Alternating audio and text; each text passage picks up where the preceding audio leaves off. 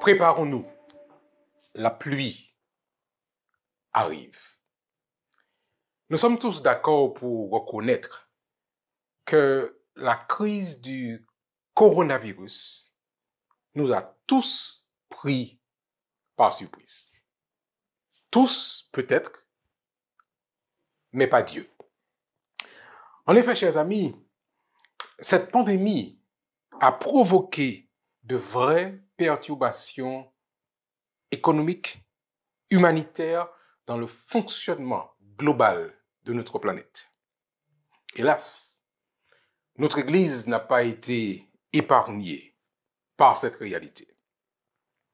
La réalité de la menace de contamination, de confinement, ont déclenché au moins 2 réactions qui, nous l'espérons, affecteront la vie et la pratique de l'Église adventiste mondiale. Première réaction est un retour à la prière et à l'étude de la parole de Dieu. En effet, du nord au sud, de l'est à l'ouest, on a pu observer un véritable mouvement de retour à la prière et à l'étude de la parole de Dieu. Des initiatives nombreuses ont foisonné de partout sous des formes diverses et variées. Avec un fond commun, comprendre la réalité de cette épidémie dans le grand plan prophétique divin. Ce retour à la prière a révélé combien nous avons besoin de revoir nos priorités afin d'accorder à Dieu la place qu'il mérite dans notre vie, la place centrale. L'initiative de la conférence générale en 2020 des 100 jours de prière qui avaient déjà été planifiés en préparation de l'Assemblée générale a pris une dimension mondiale en rassemblant des membres d'Église, des jeunes et des moins jeunes dans un mouvement sans précédent d'intercession et de quête de l'effusion de l'Esprit Saint. Cela a aussi permis à beaucoup de ne pas se laisser envahir par la peur et par la panique face aux incertitudes. Cette situation nous a aussi permis de comprendre encore davantage cette parole de Jésus notre Seigneur dans Jean chapitre 14, versets 1 à 3. Que votre cœur ne se trouble point. Croyez en Dieu et croyez aussi en moi. Il y a plusieurs demeures dans la maison de mon Père. Si cela n'était pas, je vous l'aurais dit. Je vais vous préparer une place. Et lorsque je m'en serai allé, que je vous aurai préparé cette place, je reviendrai et je vous prendrai avec moi, afin que là où je suis, vous y soyez aussi. La deuxième réaction face ou en réponse à cette pandémie est, je le crois, aussi importante que la première. Deuxième réaction est, je la présenterai de cette manière, une prise de conscience des nouvelles opportunités à notre disposition pour la proclamation de l'évangile de Jésus-Christ. En effet, la fermeture des lieux de culte et le confinement de la population ont été pour tous un véritable défi. Cependant, ces réalités ont été des occasions pour forcer l'Église à faire appel à d'autres formules pour partager notre foi et maintenir le lien fraternel qui nous unit en tant que membres d'une même communauté de foi. Bien qu'il soit déjà existant, toujours à notre disposition, nous avons été forcés, obligés de réfléchir hors de la tradition habituelle, out of the box, comme diraient les Anglais.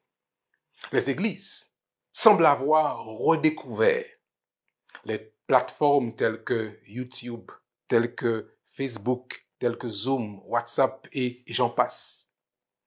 Alors que beaucoup pensaient que la fermeture des lieux de culte sonnerait l'arrêt de mort des églises, on a pu observer un mouvement de réveil et de créativité pour continuer à rester connectés, mais surtout pour continuer à proclamer avec encore plus de force le message de Jésus-Christ. S'il y a donc un moment où le message d'espérance de Jésus-Christ se devait de résonner aux quatre coins du globe, c'est bien maintenant. Et gloire à Dieu, l'Église, dans sa grande majorité, a répondu présent à la nécessité du moment. La question qui se pose aujourd'hui est la suivante. Que ferons-nous? Comment se préparer à faire face à cette nouvelle normalité? Que va-t-il se passer maintenant? Allons-nous revenir en arrière? Revenir au format habituel, traditionnel? Ou ne serait-il pas temps pour l'Église, sous l'inspiration du Saint-Esprit, d'oser revisiter nos méthodes et oser porter l'Évangile sur les ondes, dans les airs, vers le vaste monde qui a soif, sans le savoir, du message transformateur de notre Seigneur et Sauveur Jésus-Christ. Il est évident que nous ne pouvons pas simplement revenir en arrière, comme si de rien n'était. Nous savons tous que si nous nous taisons, les pierres crieront. Mais j'ai l'assurance, bien-aimés, j'ai l'assurance que notre Dieu a démontré qu'il n'est pas à court de ressources dans ces temps de la fin. Il faut tout de même reconnaître que cette pandémie a fortement affecté financièrement le train de vie habituel de notre Église. Là encore, nous forçant à revoir nos priorités, nos méthodes de fonctionnement et parfois, il faut l'avouer, nos gaspillages et réapprendre à compter sur Dieu en toutes choses et mettre la mission au centre de chacune de nos actions. Alors que nous nous préparons à débuter une nouvelle période ecclésiale, je voudrais, bien aimés, lancer un appel solennel à chaque membre d'Église, à chaque jeune, à chaque dirigeant, à chaque ancien d'Église, à chaque enseignant, à chaque pasteur, pour que, par la grâce de Dieu, chacun se décide à s'investir corps et âme dans cette noble vocation qui est la nôtre, le message de Jésus-Christ dans cette génération. Permettez-moi donc de partager avec vous cette citation tirée du livre Évangéliser écrit par Ellen G. White. Je la cite.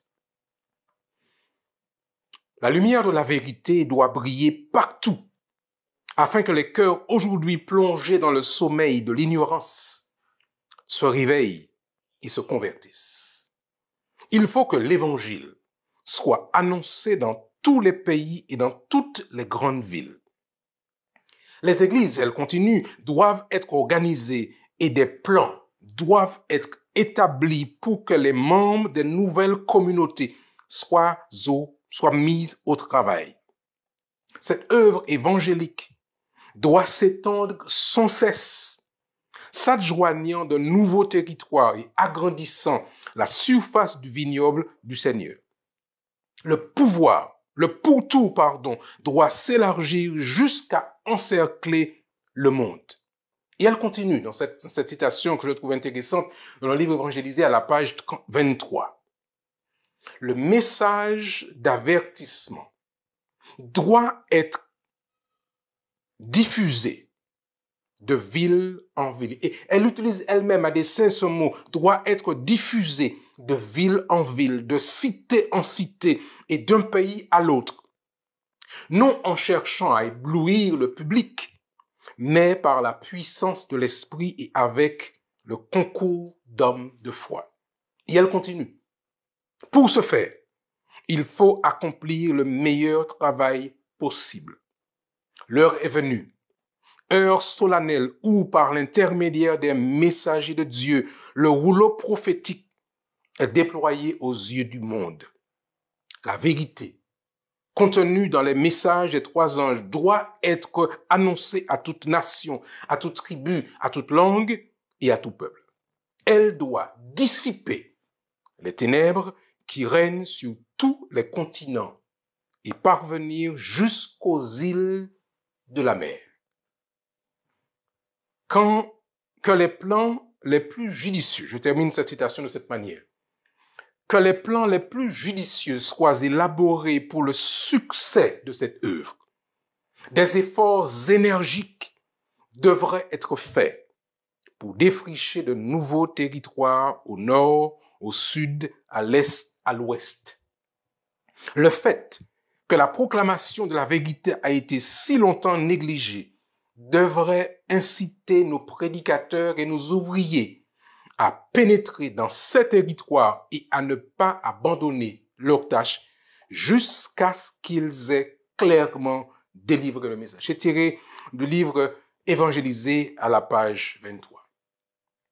En conclusion, mes bien-aimés, l'heure est venue, je le crois, pour nous de nous reconcentrer sur l'essentiel de la mission, en utilisant tous ces moyens mis à notre disposition par le Saint-Esprit.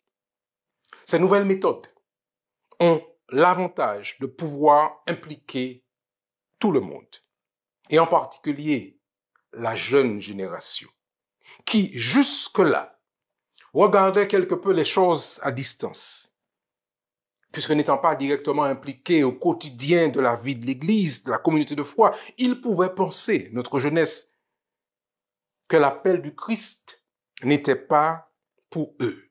Or, ce n'est pas le cas. Dieu appelle tous ses enfants. D'ailleurs, l'apôtre Paul disait bien à son jeune compagnon Timothée dans l'épître qui porte son nom, Timothée chapitre 4, verset 12, que personne ne méprise ta jeunesse, mais sois un modèle pour les fidèles, en parole, en conduite, en amour, en foi et en pureté. L'un des bienfaits de cette crise, avec toutes ses conséquences négatives, hélas, c'est la mise en lumière de l'interconnexion de tous, sans exception. Maintenant, nous comprenons qu'il y a de la place pour tous dans l'œuvre du Seigneur. Beaucoup d'autres questions devront aussi être considérées, par exemple, telle la durée de nos services de culte, parfois trop longs, parfois trop stéréotypés, la variété des formats proposés, ou l'implication du plus grand nombre, ou bien la dérégionalisation, ou le décloisonnement de notre fonctionnement pour redevenir une église, une véritable église mondiale. Les services sur Zoom ont bien révélé l'annulation des barrières géographiques. Et peut-être aussi, j'ose le dire, la révision de nos niveaux d'organisation hiérarchique qui se révèlent être redondants avec l'accès à des moyens de communication encore plus rapides, ne nécessitant plus tous ces niveaux de gouvernance et constituant un frein à notre capacité de réaction. Tous ces éléments mis ensemble ressemblent étrangement à un ciel qui s'obscurcit, de lourds nuages noirs, annonçant l'arrivée imminente de la pluie de l'arrière-saison, la pluie du Saint-Esprit sur une église qui est prête à le recevoir. Comme pour le prophète Élie, ces nuages sont les signes annonciateurs de la délivrance du peuple de Dieu par notre Seigneur et Sauveur Jésus-Christ et la victoire sur les prophètes de Baal. Alors, à tous, je déclare, préparons-nous. La pluie arrive. Préparons-nous parce que Jésus revient bientôt. Avant de terminer avec vous ce propos, chers amis, j'aimerais que nous puissions considérer un hymne du cantique, hymne et louange que nous aimons bien chanter. Permettez-moi de le prendre et de partager avec vous ce cantique. C'est le 185. Vous le connaissez, j'en suis sûr. Vous l'avez déjà chanté, nous l'avons déjà chanté de nombreuses fois. 185. Jésus te confie une œuvre d'amour, utile et bénie jusqu'à son retour. Cette sainte tâche, veux-tu l'accomplir pour lui, sans relâche, sans jamais faiblir. Et le refrain que nous connaissons tous, prie, agis, jour après jour, sans broncher, suis ton sauveur avec amour. Sois fidèle, obéissant, et le maître rendra ton travail puissant. Le deuxième couplet vaut la peine d'être chanté, d'être considéré. Va chercher ton frère, esclave enlacé, las de sa misère, de son noir passé. Arrache son âme au plaisir trompeur. Le salut proclame en Christ, ton sauveur. Troisième couplet, va vers la jeunesse, que le tentateur veut leurrer sans cesse, loin du vrai bonheur. Combattant le doute, parle-lui d'amour. Montre-lui la route du ciel, saint séjour. Et puis le dernier couplet, dernière strophe. Va vers ceux qui meurent, sans Dieu, sans espoir. Dis à ceux qui pleurent, quand tout semble noir, Jésus donne vie, bonheur, joie et paix. À qui se confie en lui pour jamais. Prie, agis, jour après jour, sans broncher, suis ton sauveur avec amour. Sois fidèle, obéissant, et le maître rendra ton travail puissant. Je vous invite là où vous êtes, chers amis, bien-aimés, à accepter l'appel de Jésus, à accepter cette invitation à prier et agir, à accepter cet appel de le suivre et de dire comme c'est notre slogan pour ces 4 années, j'irai. Quel que soit là où vous êtes, laissez Dieu parler à votre cœur et disons ensemble, Seigneur, par ta grâce, j'irai parce que tu m'appelles à te servir. Je voudrais que nous puissions prier ensemble avant de terminer. Voulez-vous, bien-aimés, prions ensemble. Père éternel, nous comprenons que c'est toi qui nous appelles à continuer à te servir. Parvenus à la fin des temps, certaines situations peuvent nous surprendre, mais nous comprenons que tu es toujours à la barre et que tu diriges ton peuple, que tu diriges ton Église.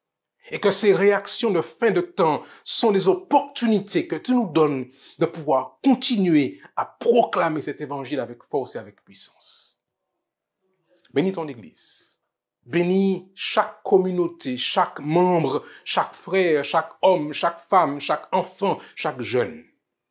Et que par ta grâce, nous puissions nous préparer à recevoir cette pluie qui arrive bientôt, afin de nous dynamiser pour réaliser la mission.